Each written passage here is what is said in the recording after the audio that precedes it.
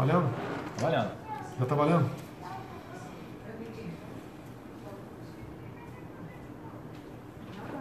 Começou? Tô esperando o pessoal chegar na página pra gente começar. Já começou. Vamos lá. Amigos, vamos bater um papo, coisa rápida, não vai demorar muito não. É mais um dia histórico para todos nós. Eu costumo sempre dizer, né? Tão importante quanto você combater a corrupção é você combater o socialismo. Evitar que o Brasil chegue a um ponto tal que não dê para retornar mais. Ouso dizer, né? Se Dilma tivesse continuado, tá ok? Eu acho que dificilmente nós fugiríamos de um regime como está a Venezuela e como está entrando a Bolívia de Evo Morales agora. Então, esse pessoal usa as armas da democracia, como eles usam aqui a questão do voto, né? Você pode ver, há poucas semanas estava ali o Jacques Wagner, ex-governador da Bahia e ex-ministro da Defesa, se justificando, né? Onde erramos. Daí ele compara-se com Cuba. Olá, Fidel Castro assumiu o poder. Aqui nós dependemos de eleições, dependemos de votos para assumir aí o poder para valer. Não é apenas chegar, é chegar e assumir. E ele estava reclamando exatamente disso daí, que era um caminho mais longo e eles estavam dispostos a seguir esse caminho. Estavam indo até bem comprando o voto dentro da Câmara. Quantas vezes eu disse dentro da Câmara, para a imprensa, inclusive presente, olha, Lênin sempre dizia, vou comprar da burguesia corda para enforcá-lo. E aqui na Câmara, a esquerda, o PT, está comprando o voto de parlamentares para fechar o parlamento, para calar a imprensa brasileira. Tá? Bem, hoje então, mais uma encruzilhada, né? Mais um ponto marcante, um dia histórico aqui no nosso Brasil. A condenação do Lula em segunda instância, o que é mais importante, unanimidade, que dificulta uma possível tentativa dele para eleição. Que eles vão continuar martelando, né? Se vitimizando, como fizeram no período militar. Os caras faziam barbaridade, treinavam em Cuba, pegavam armas, metiam bomba aqui, executavam gente na base daquele mini manual de guerrilha do Carlos Marighella e eram coitados, estavam lutando por democracia. Aquela mentira de sempre, né? Vão continuar fazendo a mesma coisa, dizendo que tiraram tantos milhões da pobreza, que é uma grande mentira. Tá? Mas é o jogo deles, cabe a nós, por lá de cá, rebater isso daí. Eu fico muito feliz. Eu lembro quando eu cheguei em 91 na Câmara, eu era sozinho, eu era o capitão Jair Bolsonaro, né? Deputado federal, e mais de uma centena de gente, né? De esquerda, não só do PT, PCdoB, naquele tempo não tinha PSOL, mas do PSDB também, parte do PMDB, na questão ideológica descendo um cacete na gente. E eu lembro, né, que eu dava minhas alopradas, né, dava minhas caneladas, né? Eu sou ser humano igual você que está aí, de vez em quando perco a linha, tá? E tinha um general de brigada, já na reserva, que eu tinha como padrinho, né? Foi o que realmente me deu uma força muito grande para botar o brevet de paraquedista no peito, em 1977. E eu tinha um carinho, uma consideração muito grande por ele. Lamentavelmente já se foi. O nome dele era Ney Almério Ferreira Diniz. E esse general, sempre que acontecia alguma coisa, ele ligava para mim, eu ia falar com ele, e ele dava conselhos, às vezes dava até uma certa enquadrada ainda, né? Como se eu fosse capitão, ele general. Eu acolhia isso numa boa, porque ele queria o meu bem. E ele falava para mim, olha, cuidado que teu anjo da guarda pode um dia te abandonar. Eu falo agora para o Brasil. Nós flertamos quantas vezes com a esquerda, quantas vezes com o comunismo. Né? Vou lá em 22, foi em 35 quando ele tentou na comunista, foi em 64 e foi em 66. Foi um pouco aqui atrás, quando o Roberto Jefferson resolveu falar sobre o mensalão. Agora, novamente, temos outra chance de nos afastarmos de vez do comunismo. Tá? Nós temos que tomar cuidado, né, que o anjo da guarda do Brasil pode abandoná-lo, pode chegar um dado momento, já que vocês querem, vão viver aí 30, 40, 50 anos, 60, como está Cuba agora, ok? Ou como está aí há quase uma década a Venezuela, vocês sentirem como é isso daí, e depois então entender que o que a esquerda prega é o pior. Que lugar nenhum no mundo deu certo o socialismo. Você pode ver, não é apenas o Lula que dizia até há pouco tempo, né, enquanto era presidente, o Chaves era vivo, na Venezuela pode faltar tudo, só não falta a democracia. Depois você vê agora a Gleisi Hoffmann, presidente do PT também, né, elogiando o regime de Maduro. Agora há pouco um vídeo do Paulo Pimenta do PT, lá do Rio Grande do Sul, já não basta aquela deputada lá que só fala besteira, né? Tem aí o Paulo Pimenta também, saudando Nicolás Maduro, num evento lá na Venezuela. Um dia, né, pode aí o anjo da guarda nos abandonar. Nossa oportunidade é agarrar isso daí em frente. Pai, tem muita gente falando aqui de uma coisa, eu queria, né, que você também falasse sobre isso. É que há um tempo atrás, quando vocês estavam votando a questão ali da aceitação ou não da abertura do processo de impeachment do Temer, muitas pessoas argumentavam que era importante que o Temer tinha que acabar o mandato dele, e aí então, quando ele acabasse, ele seria investigado em nome da governabilidade.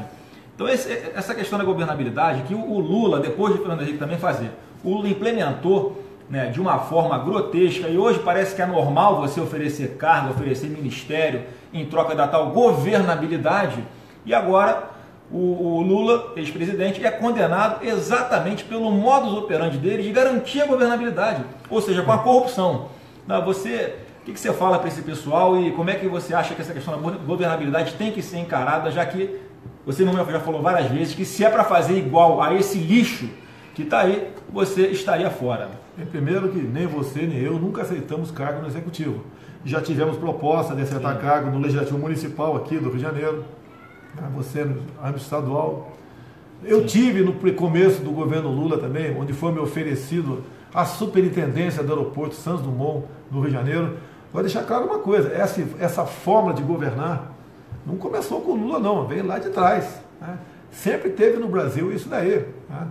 E em especial ali o governo Collor também teve, tá? Menos, mas teve. Teve no FHC, foi demais isso daí. Até critiquei muito o governo Fernando Henrique Cardoso. Né?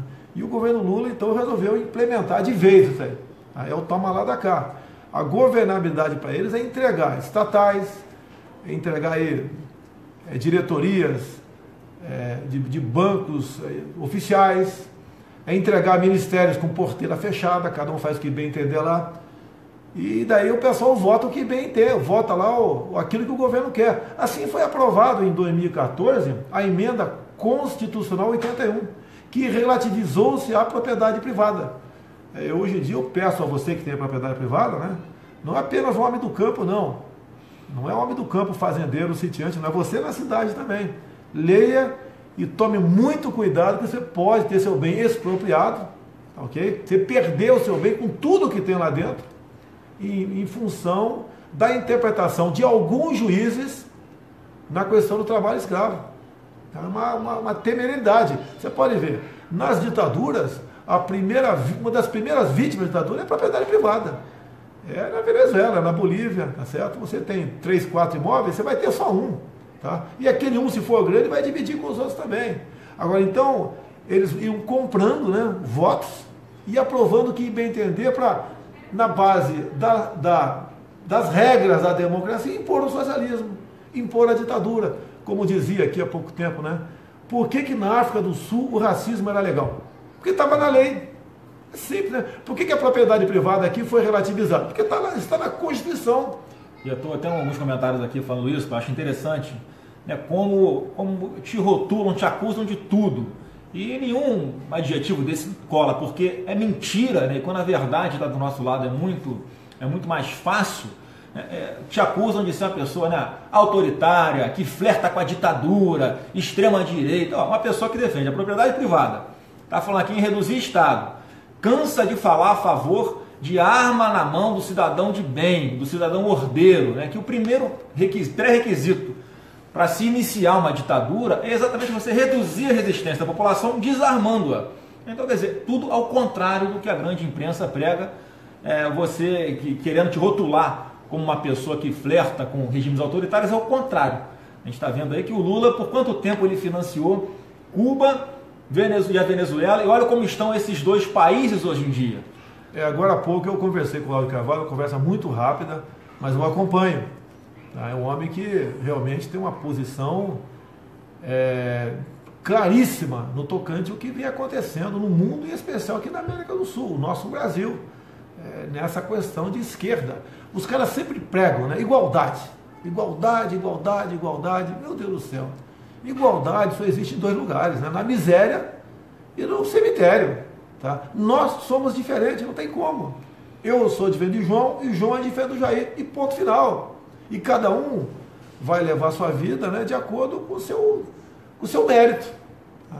E não essa historinha de tirar do rico para dar para o pobre. Pode chegar um momento, vai chegar, que do rico você não tem mais o que tirar. E como o pobre não tem mais como receber de ninguém, porque você acabou com a classe que produzia, vai estar todo mundo na miséria. Agora, o pessoal do partido, do partidão, vão estar muito bem. Essa é uma grande preocupação nossa.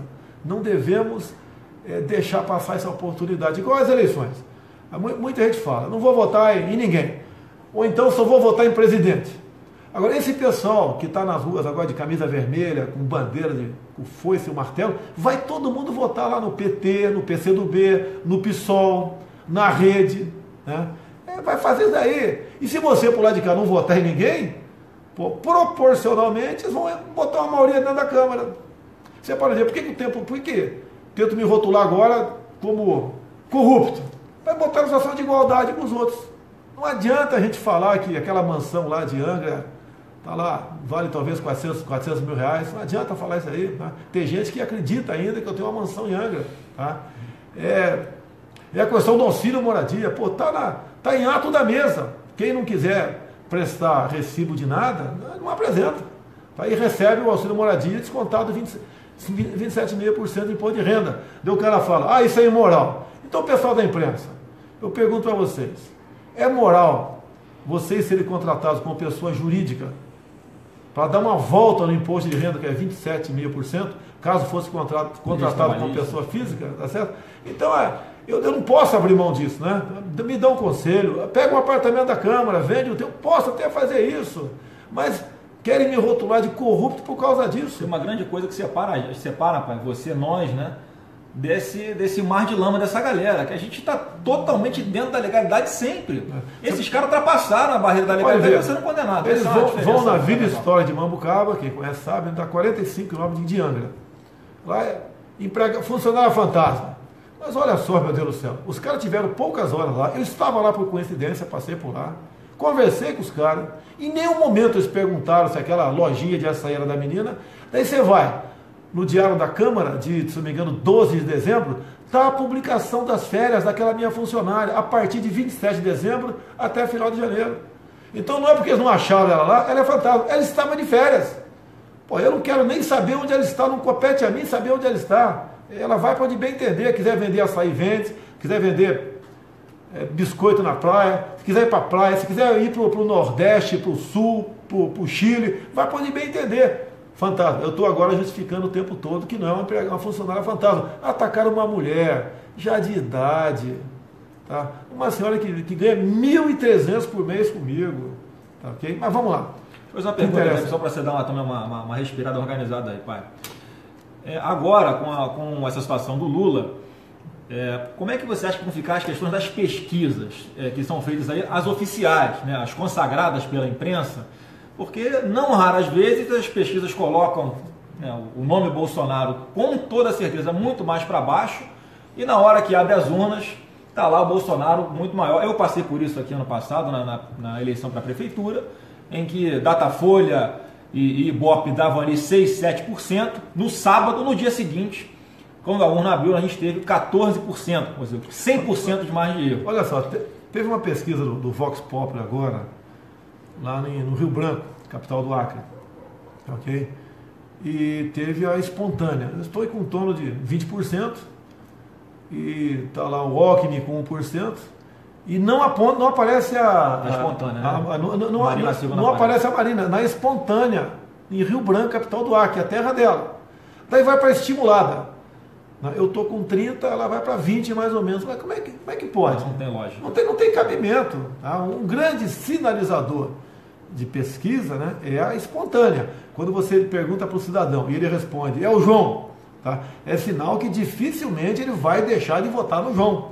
Agora, nenhum por cento dá para a Marina lá no Acre, do Vox Populi, até botei no meu Facebook essa pesquisa aí, e de repente quando vai para estimulada, quando aparece o nome do pessoal, ela está com praticamente aí 20%, ela não tem cabimento. Eu tenho certeza, porque as pessoas que acompanham a gente, uma grande maioria tem essa noção. Então fica aqui, né, esse alerta. Não vamos acreditar em pesquisas, porque um candidato, um pré-candidato na verdade, como Jair Bolsonaro, que obviamente não tem a simpatia de grande parte da imprensa, que é um candidato anti-sistema, porque não está, né, no bolso de ninguém, há um interesse de colocá-lo sempre muito para baixo. O nosso termômetro são vocês, são as ruas, aonde quer, né, que nós vamos, sempre somos recebidos com muito carinho, independente de classe social, de sexo, de cor da pele, de tudo. O carinho é muito grande. Óbvio, tem aquelas pessoas que não adianta, né, pai? Odeiam e nada vai fazer elas mudarem de ideia, por mais que nós mostremos os argumentos, mas a gente conta muito com todos vocês para ajudar a combater essa fake news e as pesquisas que são, grande parte, falaciosas. Olha, a gente acaba o recesso agora no início de fevereiro, a gente vai começar na Câmara junto com vários parlamentares, tem muita gente boa lá dentro, apesar de faltar, não é com o Lula condenado agora que acabou essa história, tem que ter muita gente na fila que eu espero que a justiça ande aí, ok? A fila ande de vários partidos. Tá? Agora temos uma briga enorme pela frente. É a questão do voto impresso, ok? É a questão do voto impresso. Quando eu vislumbrei lá atrás, eu pensei o seguinte, o que eu tenho que fazer para disputar possivelmente uma eleição no futuro e não levar uma volta aí do sistema eleitoral nosso, da Smartmatic, né? O voto impresso. E aí, então eu trabalhei, você já sabe como é que é a história, né? E nós aprovamos o voto impresso. Então, para o corrente ano, tem que valer ao lado de cada sessão eleitoral, cada urna, né? O cara vai lá, bota o número dos candidatos, aparece na tela o nome da turma, ele aperta um botão, uma impressora marca o nome no papel, ele concorda, aperta o botão, cai na urna e está resolvido o assunto. A partir naquela noite tem apuração, como foi feito até hoje, tantos votos para A, B, C ou D, para federal, senador, governador, etc. E a partir do dia seguinte, dentro do município, né? Por exemplo, qualquer um presidente de partido municipal pode pedir no município uma recontagem parcial ou total das sessões.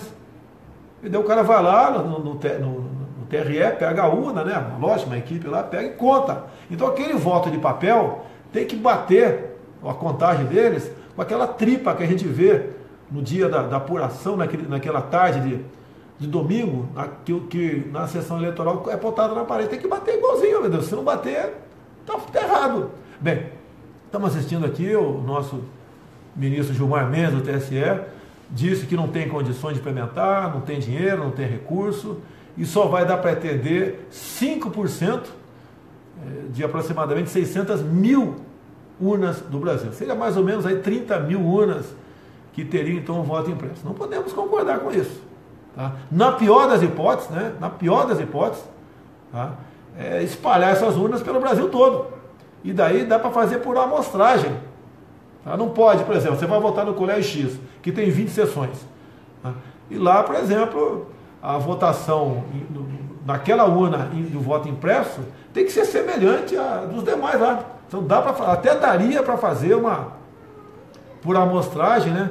Buscar saber se foi correta aquela votação ou não. Por outro lado, vamos tentar, entre outras coisas, entre outras propostas que têm chegado para nós, né? Quem sabe o TSE, a gente que vai mudar, o Gilmar Mendes vai deixar a presidência, vai entrar o ministro Fux, nós vamos entrar em contato com ele, a Câmara, esse grupo de parlamentares, e ver se ele aceita, né? Eu sei que é chato falar isso aqui, né? A contribuição para a gente fazer uma vaquinha e fazer com que nós possamos, cada município, fazer vaquinha, né? Para ver se o maior número de sessões tenha comprado a impressora, ok?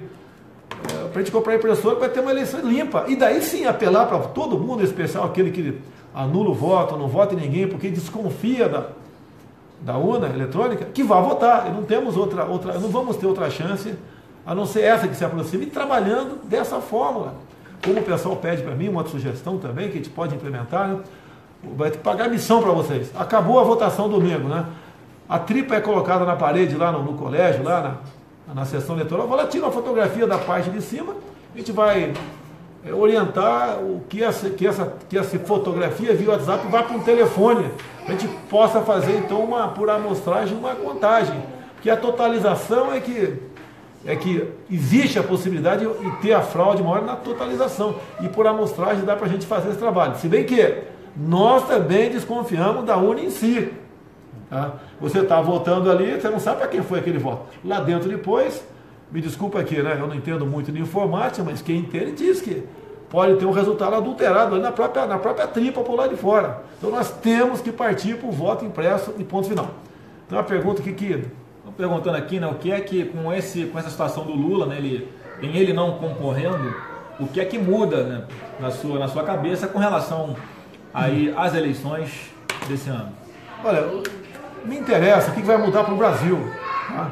Não a preocupação minha nessa questão, né? O que nós queremos é o PT fora de combate, afinal de contas, né? Não é querer por querer, é porque eles fizeram besteira demais. Tá? E para mim, mais ou tão grave quanto a corrupção é a questão ideológica. Eu acho que o Brasil ganha o Lula fora de combate. Eles aqui apontam o Jacques Wagner como possível pré-candidato deles, o Haddad em São Paulo. Eu estou vendo aqui o Celso Amorim, uma piada, né? O ex-ministro Celso Amorim, é um fanfarrão, o Celso Amorim, uma piada, tá? Para baixo e para cima com o Lula. Esse mesmo Celso Amorim que disse, quando o Evo Morales tomou a nossa refinaria lá na Bolívia, né? Ele disse o seguinte, que o Evo Morales estava certo, que o Brasil estava tendo um comportamento imperialista e a refinaria pertencia a eles, e ponto final. Olha a consequência, olha o preço do teu gás aí. Grande parte do gás aqui no Brasil vem da Bolívia. Olha o preço do gás que vocês todos estão pagando essa. Então, olha só. Sem falar em outros produtos também, né, pai, que nesse momento, em função dessa política, parece que não mudou muito durante o governo Temer, produtos que a gente tem aqui no Brasil, em dificuldade de ter mercado, então olha, como é que está essa situação? Nós defendemos o livre comércio, tá? O liberalismo econômico, mas tem um detalhe. Dá para passar na cabeça de alguém, por exemplo, estarmos importando bananas do Equador diretamente para o CEAGESP em São Paulo? Eu estive há 2 semanas na Abavar, na sala de registro Vado Ribeiro, discutindo esse assunto. E eles estão apavorados, porque vai chegar o equivalente a uma cota semanal de banana por mês para o CEAGESP. E os primeiros contêineres, né, já estariam a caminho. A banana do Equador, ela vai sair lá de Quito, né, que é da região ali do Equador, sobe, vai para o norte, passa pelo canal do Panamá, desce a costa brasileira toda e vai para o Porto de Santos. E ali vai para o CEAGESP. E ali vai ser redistribuída a banana, basicamente para a capital São Paulo e as cidades mais periféricas. Banana até em qualquer lugar. Agora, o que eu ouvi do pessoal dos bananicultores? Que foi uma maneira de o Brasil, né, aceitar a importação de banana do Equador, porque nós estaríamos, então, exportando veículos e calçados. Ou seja, para salvar uma parte da economia nossa, que tem seu valor, sim, ninguém vai dizer que não tem, você vai sacrificar a questão da banana? E outro problema, e as pragas da região? Nós estaremos importando também o muco da banana, a cigatoca negra. Conversando agora com um amigo meu, Gilson, lá de Pernambuco, eu não sabia. Ele falou, estamos importando pasta de água de coco. Né? O que é pasta de água de coco? Você vai no mercado, você vê lá na água de coco lá que você compra no supermercado, e vê lá que água de coco reidratado. Está vindo da Indonésia, então. O coco, na verdade, não o coco em si, mas a pasta de coco vem da Indonésia. Cada litro de pasta dá mais ou menos 20 litros de água de coco no Brasil. Nós estamos importando coco. E ele me disse, né? Aqui tem dificuldade para vender o coco a 10 centavos. E olha que o coco, né, como ele me disse, é o melhor produto na pior embalagem. É mais ou menos o seguinte, 400 ml de água de coco em cima de 3 kg da casca do coco, né? Então é uma coisa, é um produto excepcional numa péssima embalagem. Tá? Mas o que tem a ver com isso, com a importação de coco? Faz parte da economia de algumas áreas do nosso Nordeste. Mais ainda, vai lá para o Rio Grande do Norte. É a terra, inclusive, onde o nosso querido Flávio Rocha tem empresa lá ainda, né? Mas todo mundo sabe que ele está levando algumas para o Paraguai exatamente pelo custo do Brasil. Então está certo. Qual que é a empresa do Flávio Rocha? Ele mexe com a como é que é, casas lojas, meu Deus do céu, me fugiu o nome aqui, confecções, basicamente, né? Loja Riachuelo, tá ok? Então o Flávio Rocha tem demonstrado essa preocupação enorme, ele tem razão. Poxa, se você não sair do Brasil, você quebra, Tá? Agora no Rio Grande do Norte, estamos importando etanol dos Estados Unidos. No período aí de militar, né? Você chegou a ter mais de 95% da sua frota movida a álcool nosso, tecnologia nossa. Hoje importando álcool para acabar com os plantadores de cana lá do Rio Grande do Norte e região. Mais ainda, estamos importando arroz agora dos países aqui do Cone Sul, prejudicando os plantadores de arroz, né, os rizicultores do Rio Grande do Sul. Tive agora há pouco, por telefone, né, o deputado Monay lá do Roraima, ligando para mim, preocupado que Roraima também agora está importando arroz. Até pouco tempo, Roraima exportava arroz. Daí inventaram a reserva indígena Raposa Serra do Sol.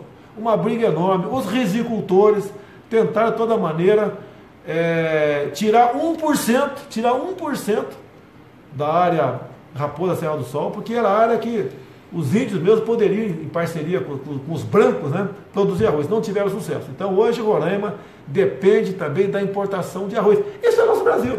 Isso é liberalismo econômico? Agora está importando um pouquinho, porque lá fora é mais barato. Como é que você barateia o preço aqui? É o custo do Brasil. É os impostos federais, estaduais. Transporte, segurança, por aí vai. Segurança. Tá ok? Deixa eu só fazer um comentário então, para dar uma respirada nesse caminhar para o final aí. Em primeiro lugar, agradecer aqui, muita gente falando, né, que não vota muitas eleições. A gente ouviu muito isso quando teve também nos Estados Unidos. Só que, em primeiro lugar, isso aqui a gente não estamos pedindo voto de coisa nenhuma. A gente agradece muito essa confiança que vocês têm, no nome do Jair, principalmente, colocando como pré-candidato à presidência. E uma coisa que estão falando muito aqui também, nos comentários, que eu quero agradecer, é que uma característica única, né, que só você, entre os pré-candidatos, parece ter, que é você né, tem a singularidade de ter a liberdade de escolher nomes que vão compor as equipes em várias áreas, conforme a meritocracia de cada um, óbvio, alinhado com os pensamentos que interessam para o Brasil e não para uma bandeira político-partidária. Enfim, essa independência política que a gente que participa da política tem plena noção, e quem não participa, mas também entende o valor disso, de ter essa independência, de não ter que algo chegando, na hipótese de um próximo governo, o próximo presidente ter a condição de ter essa liberdade de escolher os nomes que vão tocar esse país. O que você acha dessa importância? Porque tem muita gente que acha que na hora de escolher o seu representante tem que priorizar você saber tudo de todas as áreas profundamente, né? Enfim.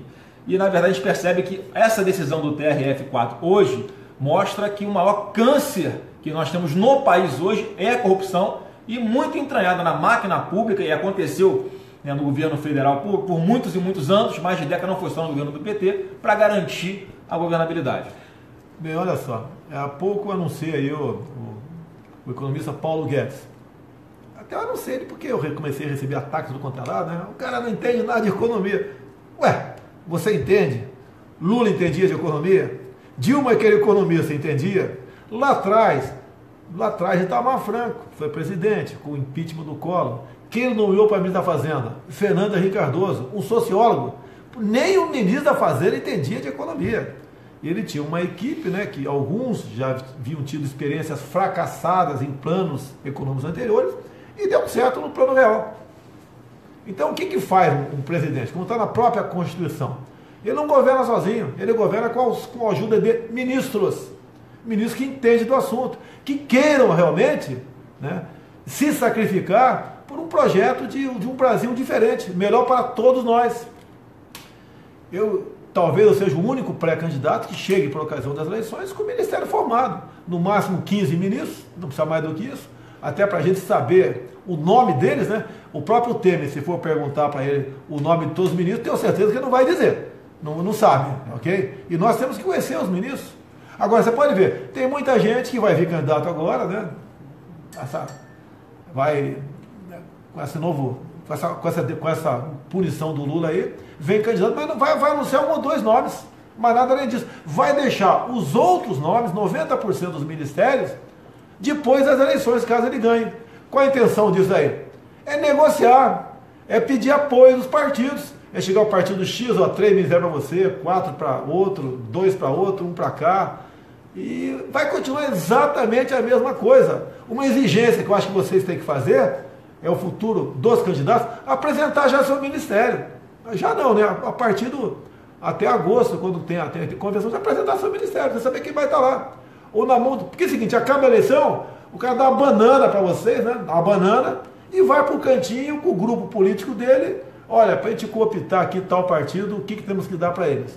Olha esse imbróglio do Ministério do Trabalho agora, a confusão que está dando. O que o governo quer? Quer os votos daquele partido, por isso que fechou a questão. Para aprovar a reforma da Previdência. Se a reforma é boa, você não precisa disso. Tá? Agora, pelo que tudo indica, né, só vai votar sim a reforma da Previdência quem for contemplado em alguma coisa. É igual lá atrás, quando houve ali a PEC da reeleição do presidente Fernando Henrique Cardoso. Eu até votaria favorável a ela. Naquele momento, pensava até que poderia ser uma boa coisa, né?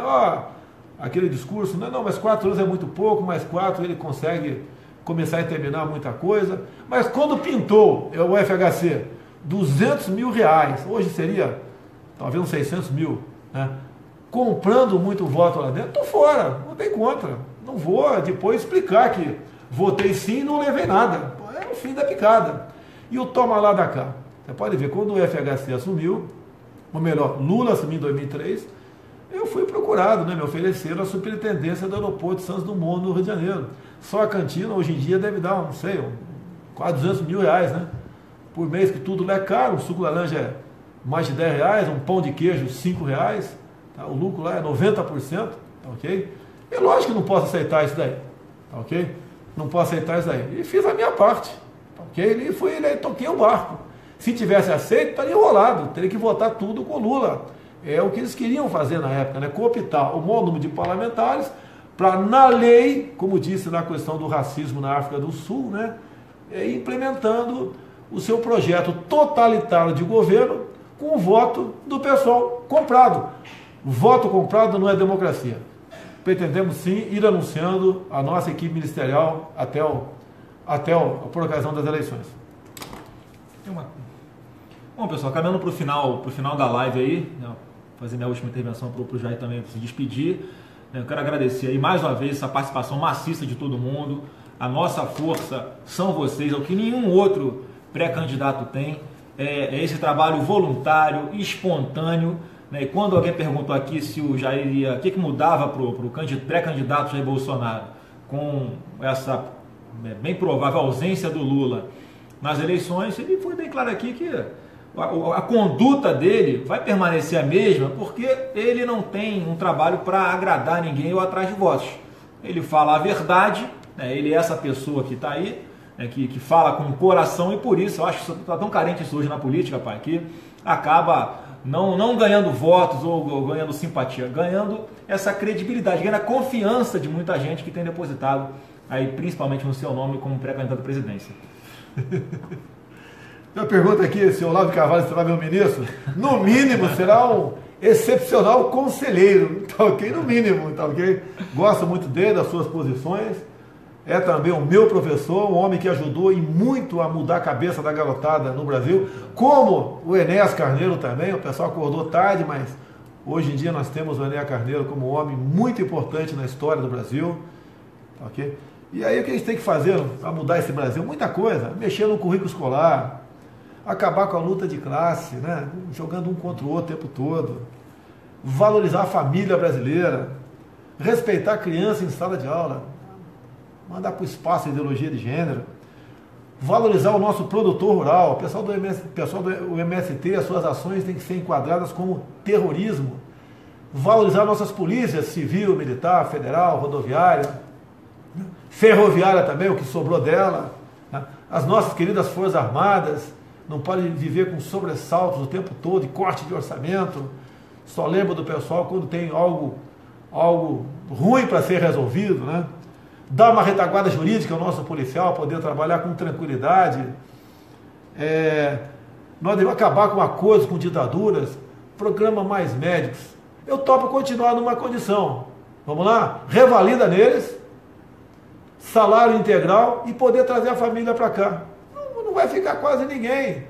Todos têm que ser tratados de forma igual, quem é estrangeiro aqui dentro. E não usar o programa para mandar 1 bilhão e 300 milhões por ano para a ditadura cubana. Tá ok? Nós temos mais ou menos 150 estatais. Acho que rapidamente, todas aquelas estatais criadas por Lula e Dilma, umas 50 mais ou menos, privatizar ou simplesmente botar um fim nelas, extinguir. Ali é um cabide de emprego para o pessoal da esquerda. Vamos acabar vamos tirar a água do mosquito da dengue, tá ok? Acabando com as estatais. Daí a gente passa para 100 rapidamente, dá uma hierarquizada e rapidamente nós vamos ter um Estado menor possível. Vamos acabar com essa maneira do político fazer barganha. Ok? Então, um Estado menor, mais ágil, e a privatização visa, inclusive, a transparência, né, a produtividade, tá? Deixar de perseguir quem produz, em especial o homem do campo. Hoje em dia, as multagens do IBAMA e CNB é uma covardia que os caras fazem, multa por satélite. Há pouco tempo me ligou um cara do interior lá do Ceará, naquele região de Maranhão, Piauí, Ceará, foi lá uma equipe enorme do ICMBio, juntamente com a Polícia Federal, o Ministério Público, multando os pobres coitados que estavam tirando palha lá da Carnaúba para fazer a cera, multando os caras, coisa absurda, absurda. Lá na frente, cadê o capacete? O cara não quer, você tem o capacete, o cara não quer subir na árvore com o capacete na cabeça, pô. Cadê a bota? Um calor infernal, tá a bota lá, mas não quer usar, daí chegou a fiscalização, não está de bota, a bota está ali, ponto final. E olha, se pega uma mulher grávida trabalhando, faz o teste nela, ela nem sabe que está grávida. A mulher nem sabe que está grávida. Bota com toda a certeza, né? No trabalho análogo, escravidão, e parte para um processo de expropriação do imóvel. Aí foram no alojamento dos caras lá, o colchão abaixo de 8 centímetros, copo desbeiçado, a mesa estava feita, sim, de forma rudimentar. Eu já trabalhei em campo, pô. Meu pai já administrou a fazenda Quirongose, lá em Eldorado Paulista, e eu quebrava milho, botava saco de estopa e quebrava milho. Naquele tempo você quebrava milho, ficava 3, 4 dias no sol, para depois tirar da roça. Isso é trabalho escravo. Eu era menor de idade. Agora, hoje em dia, né, o menor pode fumar um paralelepípedo de crack, não tem problema nenhum. Mas se ele pegar uma colher de pedreiro e ajudar o pai a rebocar o muro, isso aí é um crime. Tá ok? Então, deixar de perseguir quem produz, valorizar o produtor rural, mudar a legislação ambiental, ela é xiita, ajuda você inibir o produtor no Brasil. Preserva o meio ambiente, né? E não preserva nada, tá ok? É xiita botar uma pessoa que entenda do meio ambiente e que esteja ao lado do produtor. Tá? Então, temos muita coisa a desfazer no Brasil. E eu peço a Deus que ilumine a todos, que tenhamos, por ocasião das eleições desse ano, né, candidatos que tenham realmente, que sejam honestos, é difícil, né, mas que sejam honestos, que tenham Deus no coração e que seja patriota. Olha, quando eu falo sobre a China, eu quero manter comércio com o mundo todo, se eu for presidente, sim, mas temos que ver como é que são feitos esses acordos, esse comércio. Nós temos que vender o que nós produzimos e não vender o Brasil. E uma coisa gravíssima, o AAA, já temos 3 anos que eu falo nisso, né? Eu não vejo na imprensa tocar nesse assunto. 3 vezes Andes, Amazônia, Atlântico. Uma grande faixa de 136 milhões de hectares. Segundo o Primeiro Mundo, essa área é vital para a sobrevivência da humanidade e ela deve ser preservada a qualquer custo. Há poucas semanas vimos aqui o ministro do Meio Ambiente, né, que vocês sabem quem são, né, vender, entre aspas, já uma área grande dentro do AAA para a administração externa. É um absurdo. Nós vamos perder a Amazônia. A Amazônia, que pode ser solução para o mundo, vai acabar sendo um problema para nós. Volto a falar de Roraima. Roraima tem tudo para ser autossuficiente, falta energia. É o deputado Remídio Monay, lembrei o nome dele na íntegra aqui, que falou comigo há pouco nos problemas lá de Roraima. E parabéns, Remídio. Havendo oportunidade de ir para Roraima bater um papo com vocês aí sim, será um grande prazer para mim. Aí não tem densidade eleitoral, pré-candidato não vai para aí. São mais ou menos 500 mil eleitores, né? Como o Lula mesmo disse, o Lula disse há pouco tempo, quando era candidato, que só um bairro de São Paulo, um bairro da capital São Paulo, tinha mais eleitores que Roraima. Então, que se exploda Roraima. Roraima tem tudo, tem tudo. Né? Tem rios, tem o Rio Cotinho, que você pode fazer 3 hidrelétricas. Olha o problema da Venezuela. Agravando, metade da energia consumida por Roraima vem da Venezuela. Outra metade vem de uma termoelétrica. E olha que os ambientalistas não criticam a termoelétrica. Não criticam. Porque o caminho certo, né, é você buscar outra forma de energia para Roraima, que pode ser eólica, que tem condições disso, pode ser solar e pode ser também uma hidrelétrica. Daí você teria problema ambiental, problema indigenista. O índio quer o que você quer. O índio quer paz, quer tranquilidade. O índio quer um dentista, quer um médico. O índio quer televisão, quer internet, quer jogar futebol, quer ter um carro. O índio não quer ser latifundiário, o índio não quer continuar sendo tratado como um animal dentro de um zoológico.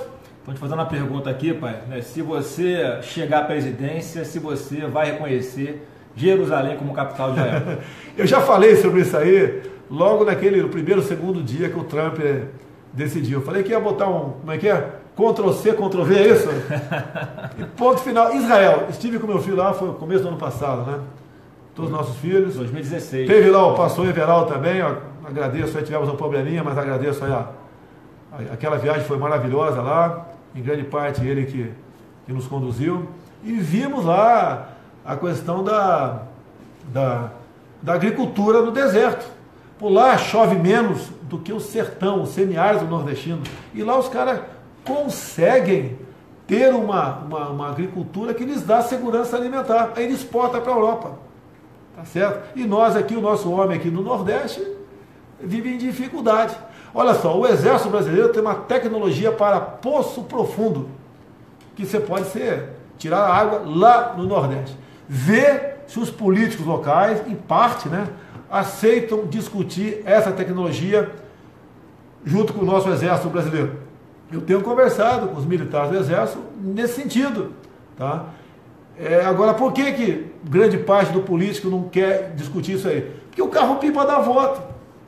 Até época de eleição é comum, né? Diminui aí, arranja um problema com o carro-pipa, daí o pessoal procura seu candidato. Não, eu vou mandar para lá o carro-pipa, e vai para lá o carro-pipa. Ganha o voto dos caras, pô. Vamos implementar isso daí. O israelense cria peixe no deserto também, é sua tecnologia própria. Eles têm vontade de fazer intercâmbio conosco, né? Isso daí tem que ser implementado. Políticas duradouras, que possam realmente dar esperança de dias melhores para o povo brasileiro. Isso que tem que ser colocado lá. Não é, vocês podem ver, vão ter agora o grupamento de partidos, né? Em nome da governabilidade, partido de centro, né? Aquela velha história. Até há pouco tempo era de direita e negada criticava, né? De repente começou a ficar bom ser de direita, daí o pessoal a imprensa botou o PSDB na direita, eu na extrema direita. Agora ficam atacando. Vamos acabar com o extremismo. Eu não mudei nada. Quais dos meus atos são extremistas? Quais? Tá? Eu sou extremista como? Eu quero a liberdade comercial, eu quero valorizar a família, eu quero dar arma de fogo ao cidadão de bem, eu quero respeitar a criança em sala de aula, eu quero agregar valor naquilo que nós temos de bom aqui no Brasil. A gente quer fazer comércio com o mundo todo. E o que? Você pode ver, até eu sempre pergunto, né? Por acaso nós fabricamos aqui no Brasil uma maquininha de fazer 4 operações? Investir em pesquisa, né? Pesquisa em Israel também. 40% do PIB de Israel é inteligência que eles exportam para o mundo, que volta em forma de royalties. Quem pesquisa no Brasil é uma vergonha. O Waze é de Israel, pô. Ok? Olha o GPS aqui, ó. E nós não temos aqui o nosso Vale do Silício. Volta a falar, o pessoal fica descendo o cacete em mim, né? Olha, o que o nióbio e o grafeno pode dar para nós? Há poucas semanas, uma menina formada pelo IME, uma jovem, né, tirou da prancheta uma tela de grafeno que serve para dessanalizar a água do mar. Assim, a água também, salobra, que existe aqui, você tira de um poço artesiano. Para onde essa menina foi? Foi para a Inglaterra. Daqui a pouco estaremos comprando a tela de lá de fora e poderíamos estar fazendo aqui. Devemos ter o nosso Vale do Silício, ou Vale do Grafeno, ou Vale do Nióbio aqui no Brasil. Tá? Nós temos tudo para ser uma grande nação. O Vale do Ribeira, que eu passei por lá agora, que também não tem densidade eleitoral, a exemplo de Roraima, por isso ninguém dá bola para aquela região, é um local que tem hoje em dia uma cultura, uma economia bastante, é fraca, né? Não é a região mais pobre de São Paulo, que é a banana, tá? Mas é a economia que tem no local. Mas também temos minérios lá em abundância. Por isso que em Miracatu levaram índios do Paraguai, há questão de 10 anos atrás, já demarcaram uma pequena área e estão agora querendo ampliar essa área, englobando montanhas de grafite. Né? Temos nióbio também no rejeito da mina lá de Cajati, que é a magnetita, tira esse nióbio de lá. Ali na Barra do Taquari, mais ou menos 8 quilômetros acima do Rio Ribeira, que passa por Eldorado Paulista, também botaram o índio lá. Se botaram o índio do Paraguai lá, tem alguma coisa importante. Aquele pessoal que está lá é massa de manobra. Eu não estou dando pancada nisso. Massa de manobra. Com toda certeza tem riqueza lá. Alguns falam ali em esmeralda, não sei. Tem alguma coisa lá. Quando se fala em grafite nas montanhas lá em Miracatu, eu tive esse dia conversando com um engenheiro agrônomo, né? Já conversei também com geólogos, né? Eu pergunto, o que pode ter a mais disso aqui? Olha, eu não entendo do assunto, por favor, tá? Não sou geólogo, ok? Mas tenho humildade para perguntar para quem entende. Daí, no caso, foi o engenheiro rural que falou para mim, não foi o geólogo, né? Pode ser que até esteja equivocado. O que mais pode ter aí? Ele falou, olha, a matéria-prima do diamante é o grafite, de acordo com a pressão e temperatura. Tá? Então pode ser que exista uma riqueza enorme de diamante lá em Miracatu, pode ser que exista. Né? E nós estamos aí deixando de demarcar como terra indígena. E de vez em quando também usando certas áreas, demarcando como quilombolas. Tá? Outro problema que nós temos. Quilombola no Brasil tem que ser igual quilombuts de Israel. Tá? Lá dentro, o governo, né, dá liberdade para os caras para trabalhar a área. Não fica protegendo aqui como se fosse uma reserva indígena, uma terra indígena, uma área reservada para aquelas pessoas, ninguém pode fazer nada. Tem que fazer o que bem entender lá dentro. Né? Você viu lá no estado da Paraíba, tá? Tenho sempre contato lá com o Júlia Lemos, ok? O meu garoto lá do Nordeste. Ali tem quilombola que os caras não podem, por exemplo, explorar ouro por maquinário. Mas na fazenda vizinha, o cara, não interessa se ele é branco, se ele é afrodescendente, se ele é japonês, na fazenda vizinha, o cara pode tirar ouro por maquinário. Dentro do quilombola, não. Vamos dar liberdade para fazer a mesma coisa. Se os quilombolas se reunirem e resolverem vender a terra, o país daqui, venda também. Dá liberdade para eles. Porque hoje em dia, com todo respeito, né, em parte, eles apenas estão recebendo recursos do Estado para manter-se naquela posição de semi-escravidão patrocinada pelo Estado. Vamos dar liberdade para os quilombolas, para os nossos irmãos, pô, trabalhar lá dentro, vender a tua terra e explorar o que quiser lá dentro, da mesma forma que quem está fora da área possa explorar. Agora, eles vão aos poucos com reserva indígena, com a questão de quilombola, com parques nacionais, parques ambientais, estação ecológica, inviabilizando, sufocando. Encerrando aqui, olha aqui, vou falar aqui da Baía de Angra. Já respondi um processo, né? Por crime ambiental. Foi equivalo também. Os caras entram com o processo, você que está na ponta da linha, não sabe do que se trata, vai pensar que eu tinha uma ilha lá, que andei explorando uma ilha, retirando madeira, cavocando, nada disso. A petrolífera derramou petróleo no mar lá. A acusação foi pesca, né? Uma varinha de pescar no mar lá. Resumindo a história, naquele dia e hora, eu não estava lá, porque eu tinha metido o dedo no painel de votação em Brasília. Okay? Então eu não estava.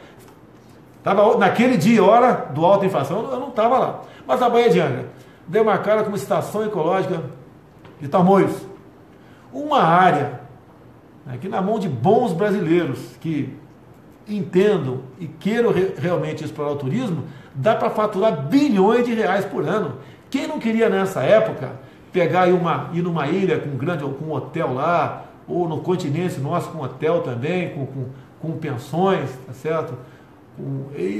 E ficar com a família em segurança. Você vai armado, ok? E tem a segurança local e você vai armado também, que eu daria dinheiro para você andar armado, ok? Curtir férias com a tua família. Aqui na Baía de Angra, uma água parada, quase que cristalina, sem onda, uma areia gostosa, branquinha, pô, parece um talco. Você não queria estar lá? Você não pode fazer nada. Daí, o que acontece? Parte do povo não pode fazer mais nada lá, vai para o Bolsa Família, vai para o Seguro Defeso. Tá? Lá em Paraty tem até o Seguro Defeso Municipal que o vereador inventou lá um tempo atrás. Tá certo? Então é mais despesa para o Estado. Você não consegue produzir nada no Brasil. Como diz o Flávio Rocha aí, né? Para você investir no Brasil é um sacrifício. Dá vontade de desistir. Como ele está levando parte das suas empresas para o Paraguai. O imposto lá embaixo, a liberdade total, a barreira alfandegária quase não existe, a legislação trabalhista também quase não existe. Então, de lá, é melhor tu produzir lá e trazer para cá. Está levando, dando emprego para fora. A questão do turismo é a mesma coisa. A Baía de Angra poderia ir muito colaborar na receita aqui, não só de Angra dos Reis, Mangaratiba, Paraty, bem como o estado do Rio de Janeiro. Nós temos tudo para ser uma grande nação. Agora tem que tirar da cabeça esse viés ideológico, que esse pessoal fica pregando o tempo todo, que o Estado tem que dar de creche a emprego para o cara. O Estado babá. Isso tem que botar um ponto final nisso aí, que na verdade vai nos levar a todos à miséria. Essa forma de fazer governo no Brasil voltada para o socialismo. O Estado tomando conta de tudo. Nós temos que ter o povo forte que vai fazer o Estado forte, e não o contrário. Só antes de encerrar aí, pai, só pedir para quem acompanha, curte a sua página aí nas redes sociais, que curta e acompanhe também a página do Flávio Bolsonaro, do Carlos Bolsonaro, do Eduardo Bolsonaro, que são os nossos perfis oficiais. A gente sabe que muitas vezes essas próprias redes sociais, elas restringem o alcance das postagens, então se você seguir todo mundo, a tendência é que você fique bem informado sobre o que a gente tem feito, o que a gente tem para oferecer e o que tem gerado a expectativa de milhões de pessoas, de uma forma mais completa. A página da Daiane Pimentel, ali na Bahia, do Heitor Freire, no Ceará, do Júlio Lemos, na Paraíba, da Letícia Aguiar, aqui no São José dos Campos, Bolsonaro opressor, tem um montão de páginas excepcionais. Conexão política, tem centenas de páginas excepcionais. Essa mídia, tá certo, é que nos está dando essa liberdade de mudar o Brasil. O fake news hoje em dia, eles ficam constrangidos, né? Fazem certas notícias que constrange os caras, pô. A gente vai descobrindo a verdade. Essa mídia que está tendo agora aí tem que ser preservada a qualquer custo. Eu sou uma das pessoas que mais sofro ataque desse tipo de mídia e que sou o que mais defendo esse tipo de mídia. O que está em jogo não é o meu futuro, é o futuro do nosso Brasil. Estamos juntos, pessoal. Uma grande vitória hoje, tá ok? E vamos, repito aqui, botar na presidência em 2019 um homem ou mulher que seja patriota, tenha Deus no coração e seja honesto acima de tudo, tá ok? Valeu, pessoal. Tamo junto aí. Pessoal, tamo junto.